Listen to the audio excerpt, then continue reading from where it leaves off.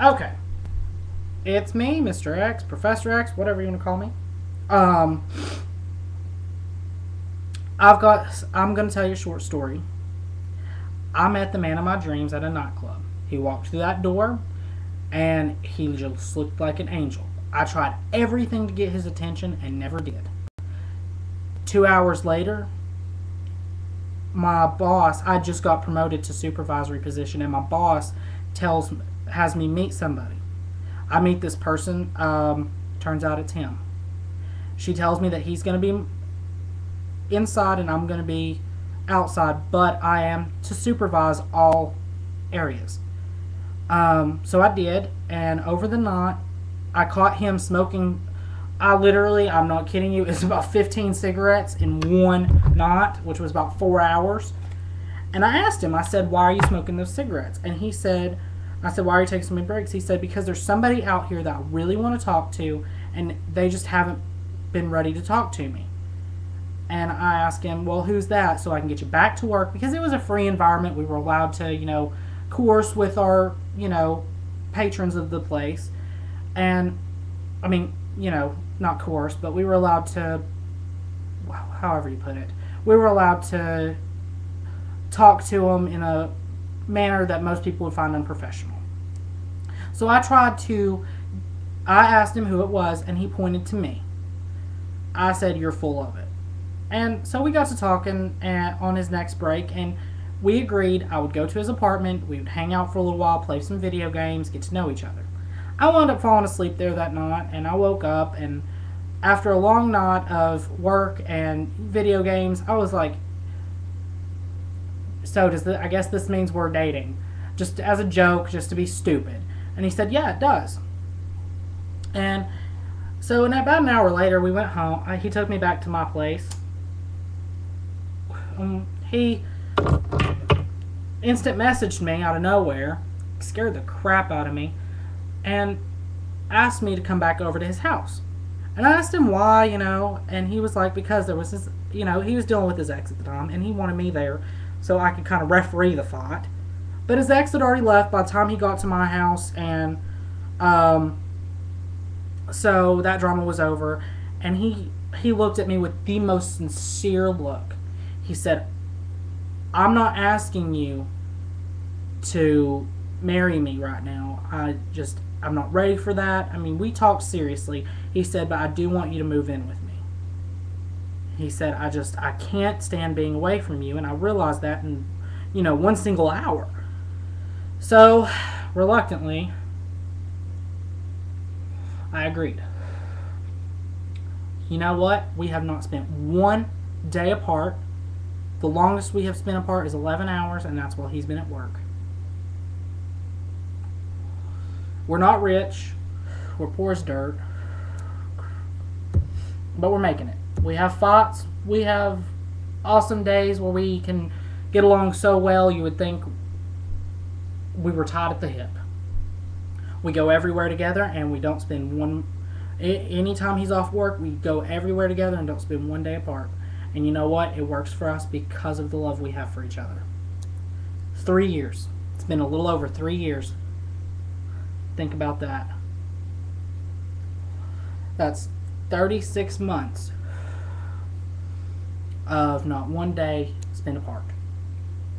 Now, how can you deny that? How can our government deny a love like that? They're saying we're not married. When we drove to Massachusetts, spent every dime we had to go up to Massachusetts and get married. In fact, I have the marriage certificate up on my wall. And it's been there forever. If asked, we will say, yes, we are married to each other. Otherwise, we usually keep it discreet because we don't want to get gay bashed. And I'm just not into that. This is more of a personal video, really, to kind of give you an idea of why I don't believe in the way our government is doing us. In fact, we're having an issue with the IRS right now, and now, thanks to all this good stuff, we owe some money back, which isn't fair, it isn't right, and apparently thanks to some people, they think it's right, so it is right. When gay people are a minority. In fact, there are a few schools that recognize that now, whether it be in a state that doesn't recognize gay marriage or not. There are schools that recognize gay as a minority, and you actually get discounts. So I'm thinking about transferring to one of those schools.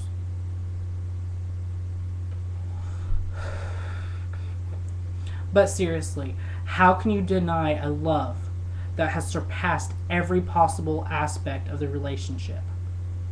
I mean, in 3 years we have gone through, and my grandmother would testify to this one, we have gone through a 30-year marriage in 3 years. We are at the point where we only love each other, where it's not really any fights, no arguments, no, put downs, none of that. We've learned to work together. Now, I have an issue with one thing.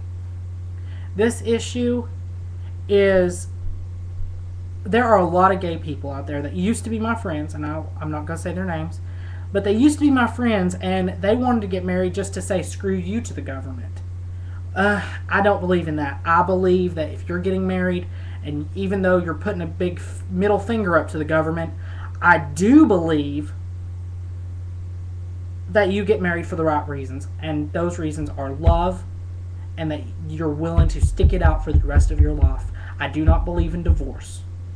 Divorce through straight, gay, what have you, should be abolished completely. Because it's just... Now, there are certain things why marriage should end, such as abuse or, stuff like that. But there have been times when myself, as well as my spouse, we have felt like we don't love each other. But that's normal. That's just, in and out of sync. That's all it is. And once you go through that week or two or month even, and you get through that, and you just hold out, you find something that you love about that person, and you're not going to let it go. And you realize that you've got your 80% and not your 20%. And that's what most cheaters don't realize, is there is an 80-20 rule, and I do take that from Tyler Perry's, what movie was that? Why Did I Get Married? That was an awesome movie. And it was straight couples all the way through, but it crossed some major points. Why leave your 80% behind for a 20%? Nobody can give you 100% of what you need unless you learn to communicate and you figure it out. That's what marriage is about, is coming together and learning. With that being said, I do believe in civil unions, and I do believe they should be recognized as a form of marriage. Not as marriage, but a form of marriage, meaning that it is still protected by all marriage rights.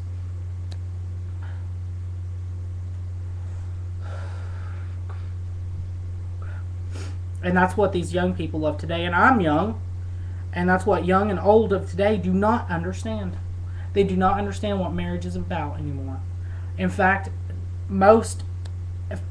so many of our marriages in America end over stupidity, over financial reasons, because this one's spending too much, or this one's, not going along with the budget correctly. That's ignorance is what it is, and people get over it. Learn to work together, or you shouldn't have got together. You just shouldn't have.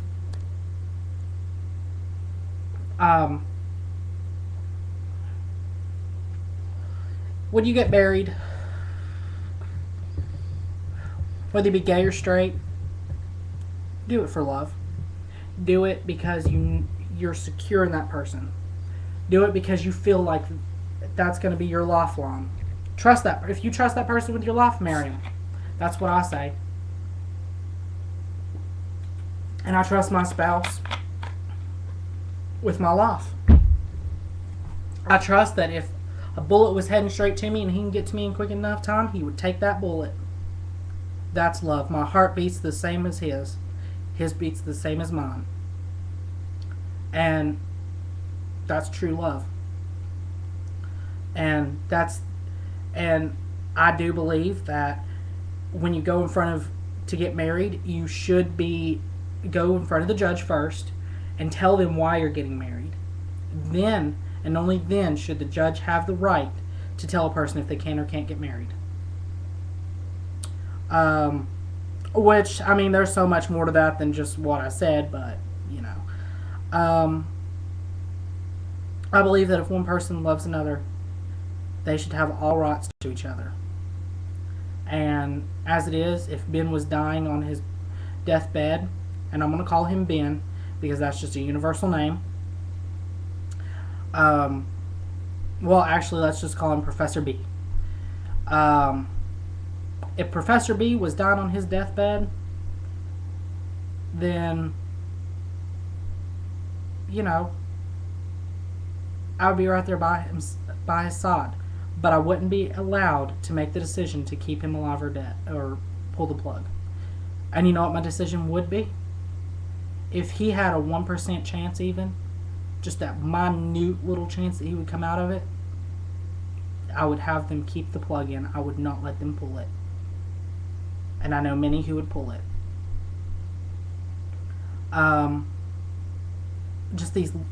This marriage law is just stupid. I think that if we're being denied to get married as gay people, then straight people should be denied the same right. Because it doesn't matter who you are. You should be treated fairly and equally. And with a love like mine, I don't see why it's so wrong. Because it's not about the, you know, intercourse or whatever you want to call it. It's literally about just love. And nobody understands what love is anymore. But I guess the government, you can only love the opposite sex.